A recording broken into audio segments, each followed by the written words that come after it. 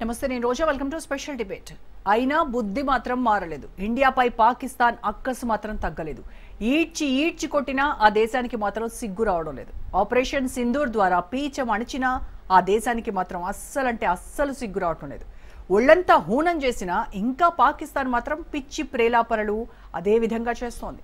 Operation Sindoor విజయవంతంగా పూర్తయి 6 నెలలు గడవక ముందే పాకిస్తాన్ ఉగ్ర సంస్థలు మళ్లీ కార్యాచరణ మొదలుపెట్టినట్టు తెలుస్తోంది. లష్కర్-ఏ-తోయిబా, జైషే మహమ్మద్ నేతృత్వంలో టీంలు దాడులు చేసేందుకు కొత్త ప్రణాళికలు రూపొందిస్తున్నట్టు తెలుస్తోంది. జమ్మూ కాశ్మీర్లో తిరిగి హింసను రగిల్చేందుకు పాకిస్తాన్ మద్దతుతో ఈ మూకలు రెండూ కలిసి దాడులకు సన్నద్ధమవుతున్నాయని నిఘా వర్గాలు పేర్కొంటున్నాయి.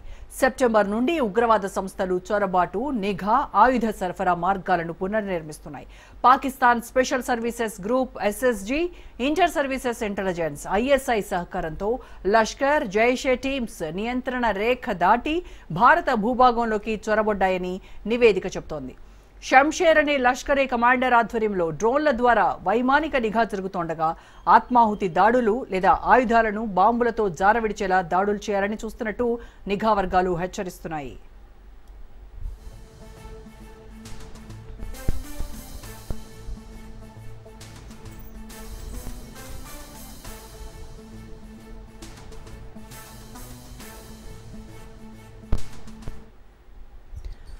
అదే సమయంలో పాకిస్తాన్ ఆక్రమిత కాశ్మీర్ పీఓకేలోని బోర్డర్ యాక్షన్ టీంలు తిరిగి మోహరించాయి. మాజీ సైనికులు, ఉగ్రవాదులతో కూడిన ఈ దళాలు సరిహద్దు దాడులకు సిద్ధమవుతున్నాయనే సంకేతాలున్నాయి. అక్టోబర్లో పీఓకేలో జరిగిన రహస్య సమావేశంలో ఐఎస్ఐ అధికారులు, హిజ్బుల్ ముజాహిదీన్, జమాతే ఇస్లామీ నాయకులు ఇందుకు ప్రణాళిక రూపొందించినట్టు తెలుస్తోంది. ఉగ్ర కమాండర్లుగా గతంలో పనిచేసిన వారికి నెలవారీ స్టైపెండ్లు, ప్రతీకార దాడుల కోసం ప్రత్యేక నిధులు మంజూరు చేసినట్టు నివేదికలు చెబుతున్నాయి. ఉగ్రవాద గ్రూపులు ఇప్పుడు మానవ నిఘా నెట్వర్క్ను పునరుద్ధరించడంపై దృష్టి పెట్టాయి. కశ్మీర్ లోయ అంతటా స్థానిక సానుభూతి పరులను గుర్తించడం, నార్కో టెర్రర్ మార్గాల ద్వారా డబ్బు, ఆయుధాలను తరలించడం వంటి చర్యలు జరుగుతున్నాయి. ఈ మార్గాలు పంజాబ్, రాజస్థాన్ సరిహద్దుల్లో కనిపించిన ఉగ్ర ఆర్థిక నెట్వర్క్లతో పోలికగా ఉన్నాయని నిఘా వర్గాలు అంచనా వేస్తున్నాయి.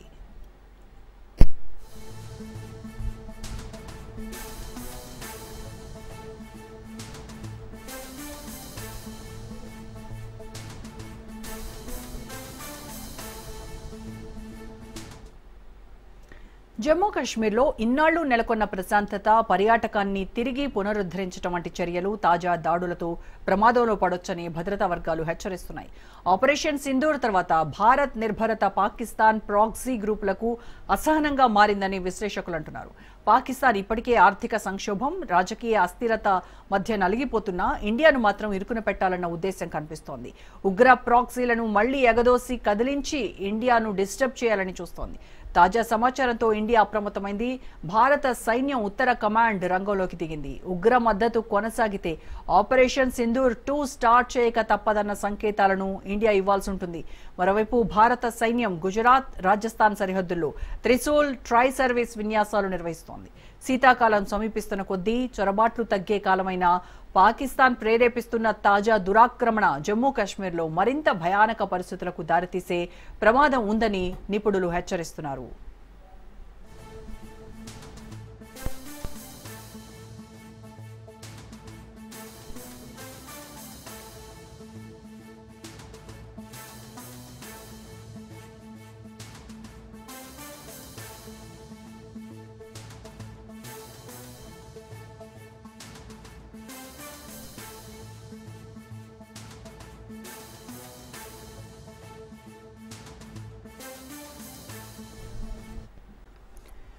ఆపరేషన్ సింధూర్ తర్వాత 6 నెలలకే కశ్మీర్లో మళ్లీ ఉగ్రవాద కదలికల అంశం ఆందోళన రేకెత్తిస్తోంది. దీనికి సంబంధించి పూర్తి విశ్లేషణ అందించడానికి ప్రముఖ రాజకీయ, సామాజిక విశ్లేషకులు, సీనియర్ జర్నలిస్ట్ అందే సత్యం గారు మనతో జాయిన్ అవుతున్నారు. సత్యం గారు, నమస్కారం అండి.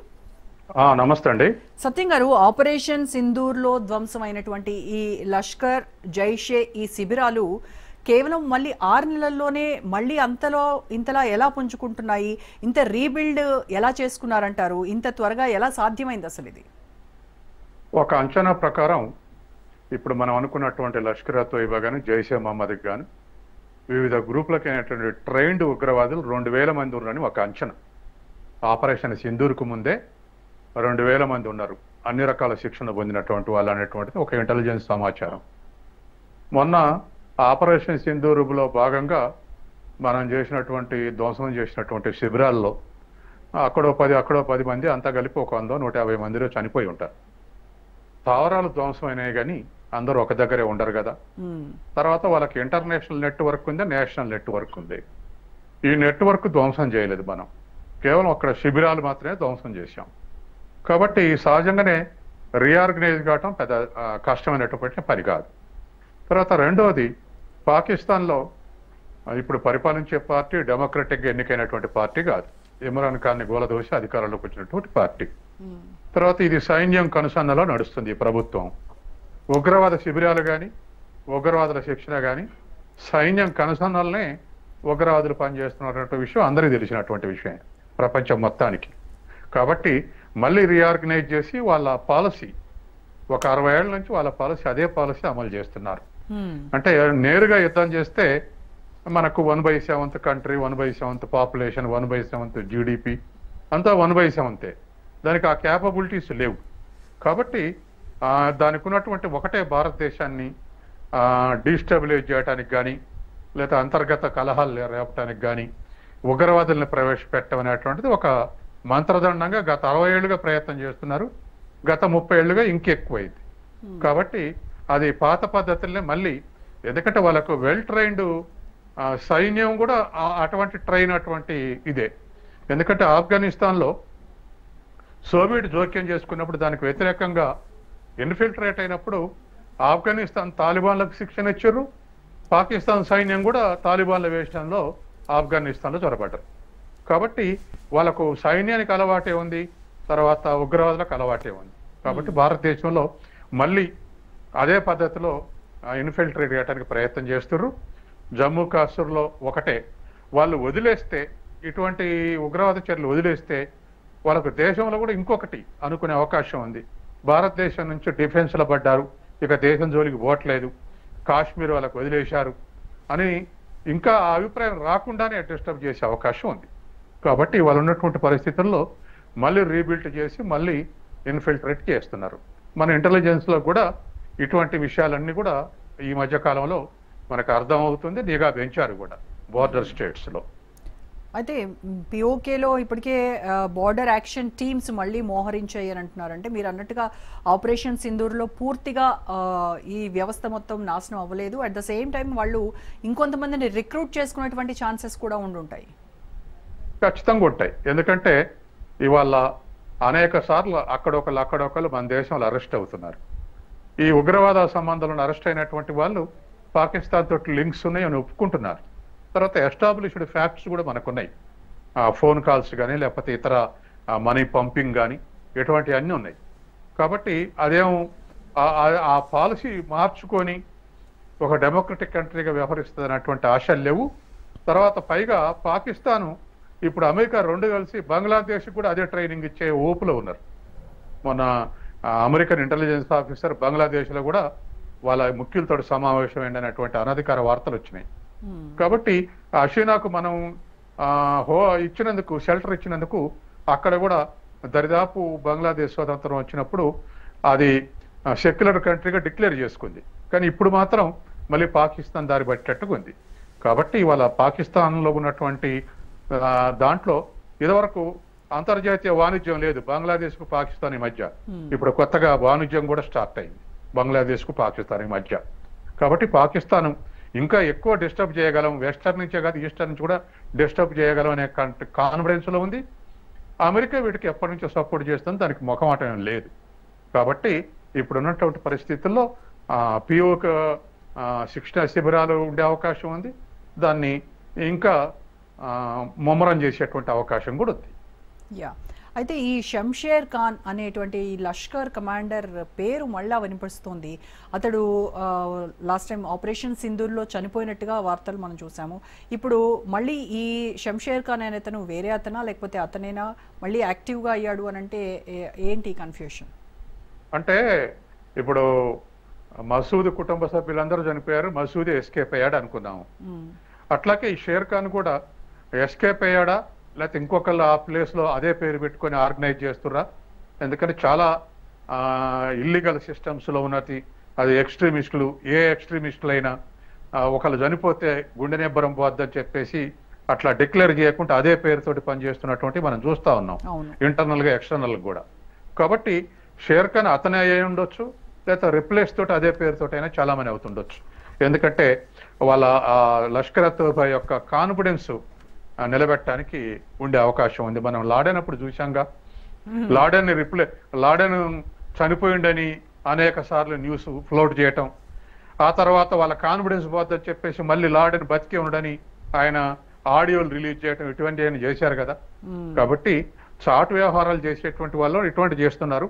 ఏదైనా కావచ్చు, ఎందుకంటే అక్యురేట్ గా మన వాళ్ళు షేర్ ఖాన్ చనిపోయి దాని శవాన్ని స్వాధీనం చేసుకుంటే తప్ప కన్ఫర్మ్ చేసే అవకాశం లేదు. ఏవైనా ఇవి ఇంటెలిజెన్స్ న్యూసే కాబట్టి ఆ మేరకే కన్ఫర్మేషన్ ఉంటుంది అక్కడ. తర్వాత వాళ్ళ దహన సంస్కరణలు కూడా మాకు సంబంధం లేదనడానికి వీల్లేదు, అనేక ఎవిడెన్స్ ఫొటోస్ కూడా చూసాం. సైన్యమే అటెండ్ అయ్యి వాళ్ళ దహన సంస్కారాలు చేసిరన్నది. వాళ్ళు సైన్యం కానీ పాకిస్తాన్ కానీ పలానా వాళ్ళు చనిపోయారని గవర్నమెంట్ డిక్లేర్ చేయలే, మిలిటరీ డిక్లేర్ చేయలే. కాబట్టి ప్రాబబుల్ గా మనం అనుకోవటమే మన ఇంటెలిజెన్స్ సమాచారం మేరకు. కాబట్టి అతనే అయి ఉండొచ్చు, లేదా రిప్లేస్ చేసి అతని పేరునే చలామణి చేస్తూ ఉండొచ్చు. ఈ హిజ్బుల్ నేతలతో, జమాతే ఇస్లామీ నేతలతో ఈ ఐఎస్ఐ రహస్య సమావేశం అక్కడ ఏం జరిగి ఉండొచ్చు అంటారు? నెలవారీ స్టైపెండ్లు అవ్వచ్చు, లేకపోతే స్పెషల్ ఫండ్స్ మంజూరు అయ్యాయి అని అంటున్నారు. సో అసలు ఈ డబ్బు ఎక్కడి నుంచి వస్తుంది? అసలు ఉగ్రవాదులకు ఫండింగ్ లేకుండా ఉగ్రవాదం సర్వైవ్ అయ్యే అవకాశం లేదండి. ఎక్కడైనా ఏదో ఒక దేశం, ఏదో ఒక సంస్థ ఫండింగ్ ఇవ్వకుండా అది నడిచేటువంటి అవకాశం లేదు. కాబట్టి పాకిస్తాన్ ఫండింగ్ ఇస్తుంది అనటంలో సందేహం లేదు. ఆ మధ్య కాలంలో ఆపరేషన్ సింధూర్ అయినాకనే పాకిస్తాన్కు $4 బిలియన్ అమెరికా సహాయం చేసింది. $4 బిలియన్. కాబట్టి పాకిస్తాన్కు ట్రైన్డ్ చేయడానికి, మీటింగులు పెట్టుకోవటానికి, తర్వాత మోటివేట్ చేయడానికి ఫండ్స్ కొరత ఉండదు. ఎందుకంటే అది ఇంటర్నేషనల్ నెట్వర్క్ ఉంది, ఉగ్రవాద నెట్వర్క్ ఉంది. ఎందుకంటే ఇతర ఇస్లామిక్ కంట్రీస్ నుంచి ఫండింగ్ అందే అవకాశం ఉంది. మనం చూసాం కదా, మన ఈస్టర్న్ ఇండియాలో దరిదాపు మనం 7 సిస్టర్స్ అని పిలుస్తాం, 7 రాష్ట్రాలు. ఆ 7 రాష్ట్రాల్లో ప్రతి రాష్ట్రంలో ఏదో ఒక ఉగ్రవాదం ఉంటే వాటన్నిటికి కూడా ఫండింగ్ ఉందని తేలింది. తర్వాత ఏది వాలంటరీ ఆర్గనైజేషన్ల పేరు, ఎన్జిఓల పేరు మీద ఫండింగ్ ఇచ్చారు. ఆ ఫండింగే వీళ్ళకి ఎంకరేజ్మెంట్ జరిగిందని మనం కన్ఫర్మ్ చేసుకున్నాం. కాబట్టి ఇవాళ పిఓకే కూడా బోర్డర్లో ఈ మత సంస్థలు, 2 మత సంస్థలకు కూడా ఈ ఫండింగ్ అందే అవకాశం ఉంది, మీటింగ్ పెట్టే అవకాశం ఉంది. ఇది మొత్తం కూడా మనం బోర్డర్లో డిస్టర్బ్ చేయడానికి, వాస్తవానికి ఇవాళ ఉన్నటువంటి చలి ప్రాంతంలో వాస్తవానికి -డిగ్రీస్ ఉంటుంది. -డిగ్రీలప్పుడు ఇన్ఫిల్ట్రేషన్ తక్కువ ఉంటుందని మన ఎక్స్పెక్టేషన్. కానీ ఇప్పుడే వాళ్ళు బహుశా మరి మన మానిటరింగ్ తక్కువ ఉంటుందని, లేదా మన విజిలెన్స్ తక్కువ ఉంటుందని చొరబాటు చేయడానికి ప్రయత్నం చేస్తారేమో అనిపిస్తుంది. ఎందుకంటే ఇప్పటి నుంచి జనవరి, ఫిబ్రవరి దాకా మైనసే ఉంటుంది. -డిగ్రీస్లు ఉన్నప్పటికి కూడా మన నిఘా కొంత తక్కువ ఉంటుంది, ఇన్ఫిల్ట్రేషన్ తక్కువ ఉంటుందని. ఇప్పుడే చొరబాటు కావడానికి ఇది ఒక అడ్వాంటేజ్ అని భావిస్తూ ఈ మీటింగులు పెట్టి ఉండొచ్చు అనేది మన ఇంటెలిజెన్స్ వాళ్ళ ఎస్టిమేషన్. అలాగే ఈ నార్కో టెర్రర్ మార్గాలు ఏవైతే ఉన్నాయో ఇవి పంజాబ్, రాజస్థాన్ సరిహద్దుల వరకు విస్తరించున్నాయి. ఇవి మనం చూసే ఆపరేషన్ సింధూర్ టైంలో పూర్తిగా బ్లాక్ చేశారు. అంటే మళ్ళీ ఇప్పుడు అవి ఓపెన్ చేశారని అనుకోవాలా? వాళ్ళు చేస్తారండి. ఎందుకంటే ఇవాళ ఇటువంటి వాళ్ళని, ఇవి ఇంటర్నల్గా ఉన్నటువంటి వాళ్ళని ఎంకరేజ్ చేయకపోతే వాళ్ళు ఎక్స్టర్నల్గా పెద్దగా డిస్టర్బెన్స్ చేయలేరు. ఎందుకంటే మనకు బిఎస్ఎఫ్ ఉంది, మిలిటరీ ఉంది, తర్వాత నిఘా ఉంది.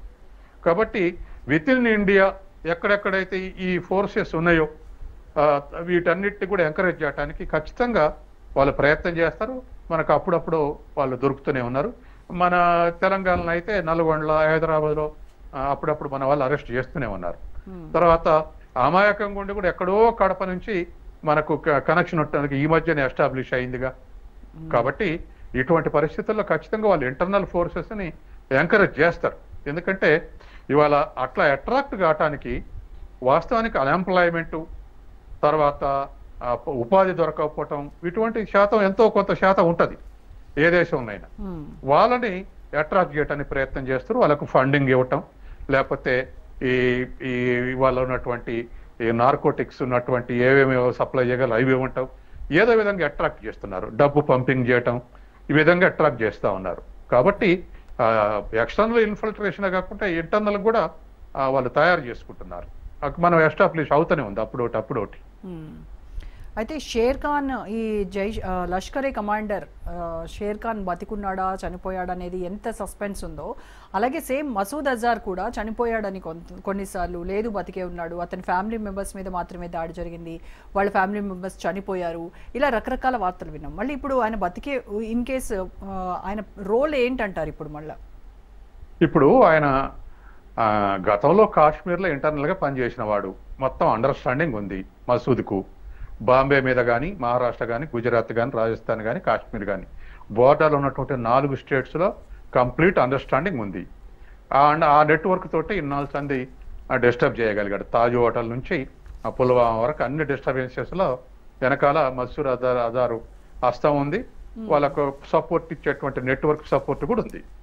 అయితే మన ఇంటెలిజెన్స్ మొన్న ఆపరేషన్ సింధూర్లో మన ఇంటెలిజెన్స్ యొక్క కన్ఫర్మేషన్ ఏమిటంటే మసూద్ ఎస్కేప్ అయ్యిండు, ఫ్యామిలీ మెంబర్స్ అంతా కూడా దాంట్లో కొలాప్స్ అయ్యారని చెప్పేసి, దాడిలో కొలాప్స్ అయ్యారని చెప్పేసి మన వాళ్ళు కన్ఫర్మ్ చేశారు. ఆనాడే అన్నారు మసూద్ చనిపోలేదు, ఎస్కేప్ అయ్యిండని. కాబట్టి ఆనాడు తర్వాత మళ్ళీ భిన్నమైన వార్తలేం రాలేదు. లేదు మసూద్ చనిపోయారు అనేటువంటి వార్తలేం రాలేదు. కాబట్టి వాళ్ళదే కన్ఫర్మేషన్ అనుకుంటే ఇవాళ కూడా అతను సర్వైవ్ అయ్యాడు అనేది నిజానికి దగ్గరకు ఉంది. కాబట్టి ఇంకా తర్వాత రెండవది ఇంకా కక్ష పెంచుకునే అవకాశం ఉంది. ఎందుకంటే తన ఫ్యామిలీ మొత్తం కోల్పోయింది కాబట్టి ఇంకా ఎక్కడ అటాక్ చేస్తే ఎక్కడ వీలైతే అక్కడ తను ఆ ప్రయత్నం చేసే అవకాశం ఉంది. అయితే ఈ లష్కర్ తోయిబా ఒక్కటే కాదు కదా, మిగతా ఇంకా 3-4 ఆర్గనైజేషన్లకు ఇంటర్నేషనల్ నెట్వర్క్ ఉంది, వాళ్ళు సపోర్ట్ చేస్తున్నారు. వాళ్ళ సపోర్ట్ తోటి ఏదైనా సాధించవచ్చు అనేటువంటిది మసూద్లో ఉండేటువంటి అవకాశం ఉంది. వాళ్ళు ఇండిపెండెంట్గా చేస్తే కొంత వీక్ అయింది ఏది సింధూర్ తర్వాత, కానీ ఇప్పుడు ఇతర నెట్వర్క్లతో కలిసి పనిచేస్తే మాత్రం అది యథావిధిగా డిస్టర్బెన్స్ చేసే అవకాశం ఉంది. అయితే జమ్మూ కాశ్మీర్లో టూరిజం ఇప్పుడిప్పుడే బాగా పుంజుకుంటోంది, బాగుంది అని చెప్తూ ఉన్నారు. అయితే ఇప్పుడు మళ్ళీ ఈ కొత్త దాడులు, ఈ వార్తలు, ఈ ప్లాన్స్ వీటన్నిటితో టూరిస్టులు మళ్ళీ భయాందోళనకు గురయ్యేటువంటి అవకాశం లేదంటారా? అప్పుడు ప్రభుత్వాలు ఎలాంటి చర్యలు తీసుకోవాలి, భద్రతా చర్యలు? ఖచ్చితంగా అండి. గత 20 ఏళ్లుగా కాశ్మీర్ ఎకానమీ కొలాప్స్ అయి ఉన్నది. యూత్ మొత్తం వ్యాపారాలు లేక బజార్లో అడుక్కు తినే స్థితిలో ఉన్నారు. అంత దారుణంగా ఉంది జమ్మూ కాశ్మీర్. ఎందుకంటే వాళ్ళకు వచ్చే జిఎస్డిపిలో 60%, 70% వరకు కూడా టూరిజం మీదనే ఎక్కువ వస్తుంది. దరిదాపు భారతదేశంలో అత్యధికంగా టూరిజం మీద జిఎస్డిపి వచ్చేటువంటి రాష్ట్రాల్లో కాశ్మీర్ అగ్రస్థానంలో ఉంది. అటువంటి రాష్ట్రంలో ఇవాళ టూరిజం డిస్టర్బెన్స్ కాగానే మొత్తం మూతబడి, దుకాణాలు మూతబడి, తర్వాత ఇన్సెక్యూరిటీగా ఫీల్ అయ్యి, తర్వాత ట్రాన్స్పోర్ట్ బిజినెస్ లేక ఈ విధమైనటువంటి పరిస్థితి ఉంది. నేను ఒక 2 సంవత్సరాల కింద కాశ్మీర్ విజిట్ చేశా. దరిదాపు ప్రతి ఫర్లాంగ్ ఒక AK-47 తోటి కాపలా గాయాల్సి వస్తుంది. ప్రతి ఫర్లాంగ్ ఉన్నారు సైనికులు, 2-3. మొత్తం టోటల్ కాశ్మీర్లో ప్రతి ఫర్లాంగ్ ఉన్నారు. అసలు భయంకరంగా ఉంది ప్రయాణం కూడా. మొబిలిటీ తక్కువ ఉంది, ఎందుకంటే ఇతర రాష్ట్రాల నుంచి పోయేటువంటి టూరిస్టులు బాగా కొలాప్స్ అయి ఉన్నది. తర్వాత దీంట్లోనే మొబిలిటీ లేక లారీలు ఎక్కడెక్కడ స్టాండ్ స్టిల్ అయిపోవడంతో యాపిల్స్ కానీ మిగతా అగ్రికల్చర్ ప్రొడక్ట్స్ కూడా ఎక్స్పోర్ట్ చేసేటువంటి పరిస్థితి లేదు. అంత డోల్ డ్రమ్స్ ఉంది జమ్మూ కాశ్మీర్. ఇప్పుడు అగైన్ మళ్ళీ ఇటువంటి వార్తలు చదివితే ఖచ్చితంగా బోరు. మనకు ఒక ఎగ్జాంపుల్ ఉందండి. శ్రీలంకలో కూడా టూరిజం అనేది మెయిన్ ఇన్కమ్ ఫారెన్ ఎక్స్చేంజ్ కి. అయితే వాళ్ళు LTT కొలాప్స్ అయినాక కూడా వీళ్ళు సాధారణ పరిపాలన చేస్తున్నప్పుడే ఒక బాంబింగ్ అటాక్ జరిగింది. దరిదాపు 500 మంది చనిపోయారు. అప్పటి నుంచి టూరిస్టులు పోలేదు శ్రీలంకకు. దాంతో మొన్న ఎదురైనటువంటి పరిస్థితి ఒక 2 ఏళ్ల కింద ఫారెన్ ఎక్స్చేంజ్ లేదు, తర్వాత వ్యవసాయ పంటలు లేవు అని చెప్పేసి మనం చదివినటువంటి పరిస్థితి. కాబట్టి జమ్మూ కాశ్మీర్ కూడా అదే పరిస్థితి. టూరిజం కనుక ఎఫెక్ట్ అయితే కాశ్మీర్ మొత్తం ఎకానమీ దెబ్బతింటుంది. ఇప్పుడు ఇటువంటివి మొదలు పెడితే తర్వాత ఇంకోటి కూడా వాళ్ళకు వ్యూహం ఉందేమో అనిపిస్తుంది. పాకిస్తాన్కి కానీ టెర్రరిస్టులకు కానీ ఎకానమీలో డిస్టర్బెన్స్ తీసుకొస్తే జమ్మూ కాశ్మీర్లో యూత్ నెగిటివ్గా తయారవుతుంది అనేది, వాళ్ళ వల్లనే ఇట్లా అవుతుంది అన్నటువంటిది కాకుండా అసలు ఇండియన్ గవర్నమెంట్ 370 ఎత్తేయటం వల్లనే 370 ఆర్టికల్ ఎత్తేయటం వల్లనే అనేటువంటి పరిస్థితికి దారితీసి ఇండియన్ గవర్నమెంట్ కి వ్యతిరేకంగా, స్టేట్ గవర్నమెంట్ కి వ్యతిరేకంగా అక్కడే అల్లర్లు సృష్టించేటువంటి ప్రయత్నం మన వాళ్ళతో, మన ప్రభుత్వం పైన ప్రాసెస్ మనం చూసాం కదా. ఫారూక్ అబ్దుల్లాని దించేసి ఆయన బావమరిదిని ముఖ్యమంత్రిని చేసినప్పుడు దరిదాపు వీకెస్ట్ గవర్నమెంట్, దాంట్లో నుంచే జేకేఎల్ఎఫ్ లాంటి 4-5 వేర్పాటువాద సంస్థలు పుట్టుకొచ్చినాయి. ఆ వేర్పాటువాద సంస్థలు ఉగ్రంగా అగ్రెసివ్గా ఆలోచించే వాళ్ళకు అవి ఆన్సర్ చేయలేకపోయినాయి. దాని నుంచి ఈ లష్కర్ తోయిబా ఇటువంటి సంస్థలను పుట్టుకొచ్చినాయి. ముందు వేర్పాటువాద సంస్థలు పుట్టుకొచ్చినాయి. వేర్పాటువాద సంస్థలు అప్పర్ హ్యాండ్ అయిన తర్వాత వాటి నుంచి అవి కూడా అగ్రెసివ్ గా బిహేవ్ చేయట్లేదని చెప్పేసి ఇప్పుడున్నటువంటి ఉగ్రవాదులు పుట్టుకొచ్చారు. కాబట్టి ఇది ఒక ప్రక్రియ. రేపు టూరిజం నీరసించి అక్కడ ఇన్కమ్ లేకపోతే, తర్వాత అన్ఎంప్లాయ్మెంట్, బిజినెస్ ఇవన్నీ లేకపోతే ఖచ్చితంగా యూత్ 20-25 ఏళ్ల యూత్ ఏం చేస్తున్నా, ఏం చేయట్లేదు కదా అని చెప్పేసి ఆలోచించే అవకాశం ఉంది. అది మన రాష్ట్రాల్లో, వివిధ రాష్ట్రాల్లో కూడా ఎగ్జాంపుల్స్ ఉన్నాయి మనకు అటువంటి ఉగ్రవాదులకు పోయినటువంటి వాళ్ళు.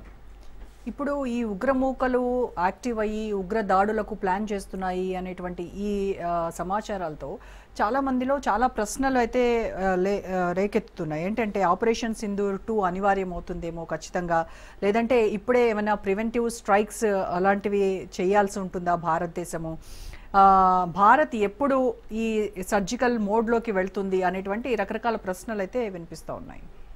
అంటే ఇప్పుడు మేజర్ ఇన్సిడెంట్ జరిగినాయి అనుకోండి, మళ్ళీ కూడా పుల్వామా అప్పుడు 40 మంది సైనికులు చనిపోయారు, మన టూరిస్టులు 25 మంది టూరిస్టులు చనిపోయారు. ఇటువంటి జరిగితే ఖచ్చితంగా ఇండియన్ గవర్నమెంట్ పోయి పాకిస్తాన్లో ఉగ్రవాదులు ఎక్కడుండే ఏరి ఒక్కొక్కరిని ఏరివేయటం కష్టం. కాబట్టి అక్కడ సైన్యం సపోర్టు, పాకిస్తాన్ గవర్నమెంట్ సపోర్ట్ లేకుండా ఉండాలంటే దాడుల ద్వారా ప్రెజర్ పెంచాలనుకునే ఈ పని చేస్తున్నారు. దరిదాపు స్వాతంత్రం వచ్చినాక సర్జికల్ స్ట్రైక్స్ 50 సార్లు జరిగినాయి. కానీ ఈ మాసివ్గా ఉగ్రవాదం మాసివ్గా జరుగుతుంటాం కాబట్టి ఇప్పుడున్న పరిస్థితుల్లో దాన్ని ఓపెన్ చేయాల్సి వస్తుంది. అంటే ఆపరేషన్ సింధూర్ ఓపెన్ గా కండక్ట్ చేశారు కదా, సీక్రెట్ ఏం కాదు కదా. కాబట్టి ఆ పాకిస్తాన్ మీద, సైన్యం మీద ప్రెజర్ పెంచాలంటే ఇది తప్పని పరిస్థితి వస్తుంది. కాబట్టి ఖచ్చితంగా మనం ఇంకోటి కూడా, పాకిస్తాన్ మీద దాడి అనేటువంటిదే కాకుండా సైద్ధాంతికంగా కూడా యూత్ని అటువైపు మొగ్గకుండా చూడాల్సిన బాధ్యత మన మీద ఉంది.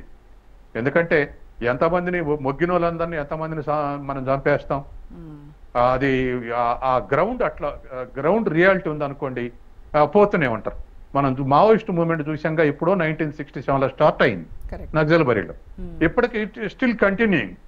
ఎందుకు అంటే ఒక ప్లేస్లో కాదు ఇంకో ప్లేస్ అటువంటి గ్రౌండ్ తయారు ఉన్నది. పేదరికం, తర్వాత నిరుద్యోగం, ఇటువంటిదంతా.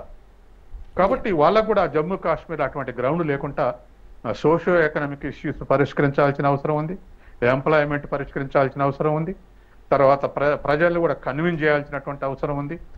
మనం కాశ్మీర్ కలుసుకునేటప్పుడు ఒక హామీ ఇచ్చాం, మీ భూములు మీ ఆస్తులు మీకే ఉంటాయి, మీకు 370 ప్రొటెక్షన్ ఉంటుందని. ఇప్పుడు భారతదేశంలో రాష్ట్రం అయినాక మీకు అట్టట్ట స్పెషల్ ప్రొటెక్షన్ ఉంటుందని ఎత్తేసారు. ఇప్పుడు మా ఆస్తులు కొంటున్నారు ఇతర రాష్ట్రాల నుంచి వచ్చేటువంటిది కూడా డీసెంట్ ఉండే అవకాశం ఉంది. ఎందుకంటే నేను పోయినాడు 2-3 ఏళ్ల కింద పోయినాడు, ఎకరం ఎంత ఉందని అడిగితే 4 లక్షలు 5 లక్షలు అన్నారు. 4 లక్షలు 5 లక్షల ఎకరం ఉంటే 1,00,000 ఎకరం కూడా ఉంది. ఇక్కడ ఎకరం మీద అక్కడ 30 ఎకరాలు కొంటారు. మరి కాశ్మీర్ మొత్తాన్ని వీళ్ళు పోయి కొంటే ఖచ్చితంగా ఇది మళ్ళీ ఇప్పుడు బంగ్లాదేశ్, బెంగాల్ వచ్చి ఆక్రమించారు, బంగాల్ అస్సాంలో ఆక్రమించారు, ఆంధ్ర వచ్చి తెలంగాణ ఇవన్నీ వస్తాయి ఇష్యూస్. ఇదే నెగిటివిటీ అక్కడ కూడా వచ్చే అవకాశం ఉంది.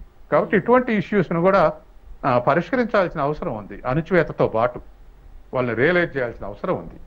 ఎందుకంటే బిజినెస్ పెరుగుతుంది, ఎంప్లాయ్మెంట్ పెరుగుతుంది, మొబిలిటీ పెరుగుతుంది, వీటన్నిటి వల్ల కాశ్మీర్ లాభపడుతుంది అని వాళ్ళని కన్విన్స్ చేయాల్సిన అవసరం ఉంది. అట్లా సాధ్యం కాదు అంటే 370 ఆర్టికల్ గురించి కూడా ఆలోచించాల్సిన అవసరం ఉంది.